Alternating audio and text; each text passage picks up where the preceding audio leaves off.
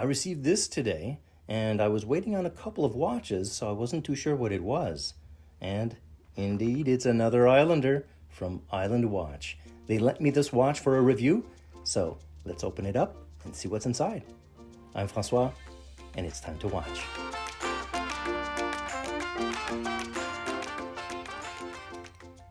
As most of you who follow me know, I'm a big Islander watch fan.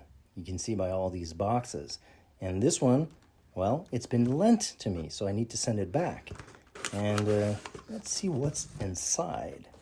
As you can see, it's a standard box as all the others, with the Island Watch logo and brand name.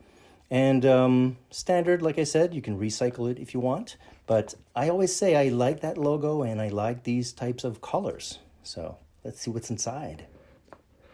Here it is. It's the Manhasset, the 36 millimeter version.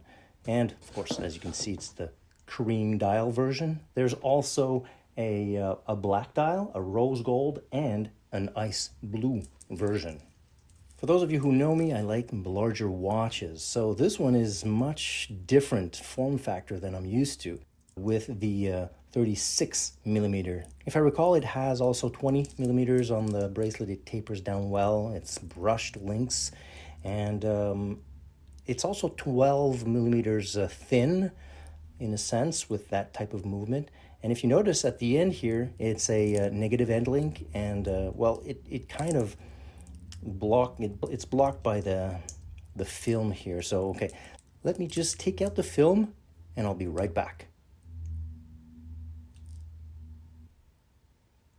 So here it is without the film, but I left something on the top just for you. Let's peel this off together. We love it when it's clean. There you go. So you're welcome. Here it is. It's a nice cream dial. I was curious to see that cream dial. The others are nice, but this one I felt was making the numerals and the markers pop out. So you see the 3, the 6, the 9. You have those baton markers throughout the dial, but at the top you have that orientation triangle when you try to look at this in the dark with the lume. At arm's length like that, everything is nice and clean.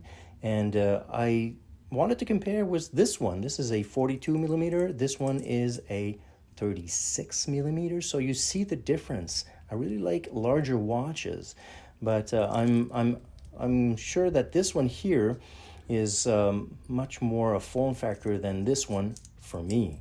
So they lent me this watch so that I can showcase it. I think that they chose well with these hands that are very slim. It's a smaller watch, so it's a little more classy. It's nice and balanced. As you can see here, everything is in line with the 100-meter water resistant. We like that. It's an automatic watch. You have, of course, the 2 logos right there. And I'm kind of curious, eventually, maybe Mark will have these taken out, either one or the other. And you can see here, of course, it's a signed and it's a screw down crown.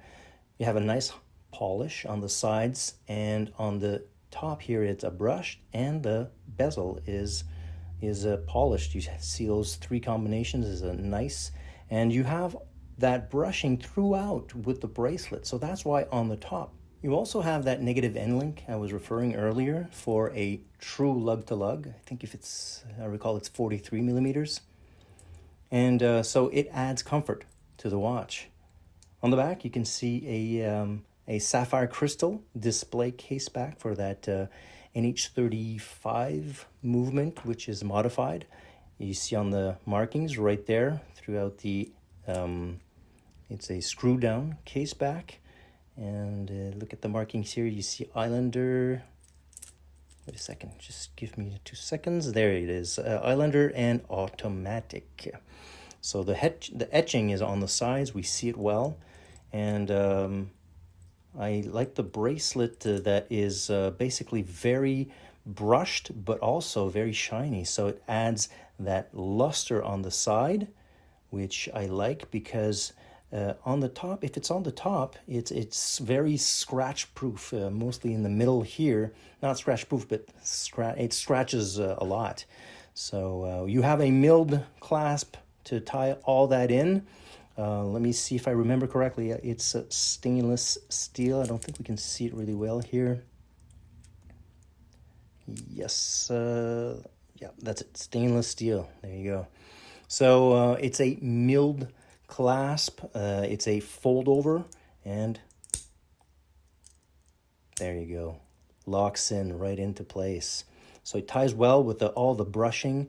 What I'm surprised is there's no logo right there. So I see that Mark basically decided not to put his logo on the clasp. So anyways, we have the logo on the sides, and you notice here there's to fit the bracelet is screwed down, so it's easy to fit. You have those 3 micro adjustments also, so that's nice to see, and the clasp is relatively small and easy to operate. So let me just try to fit that on my wrist, and I'll show you what it looks like. Here it is on my 7-inch wrist. It was easy to adjust. I only took 2 links out, and it fits well. It's not too loose. It's not too tight. I didn't even have to adjust the micro adjustments. And they make it easy because they have this tool that they add in the box with your watch. So it's a smaller form factor. Like I said, I'm not used to that. Just by manipulating it, you see that it's an automatic watch. So it's started up, and the thickness is not too bad, I would say, for a classy watch. It's a day-to-day wear, but I think my wife will like this one better. So that's it for my unboxing, and of course I'll be reviewing this a little deeper in the following weeks, and I hope to see you next time.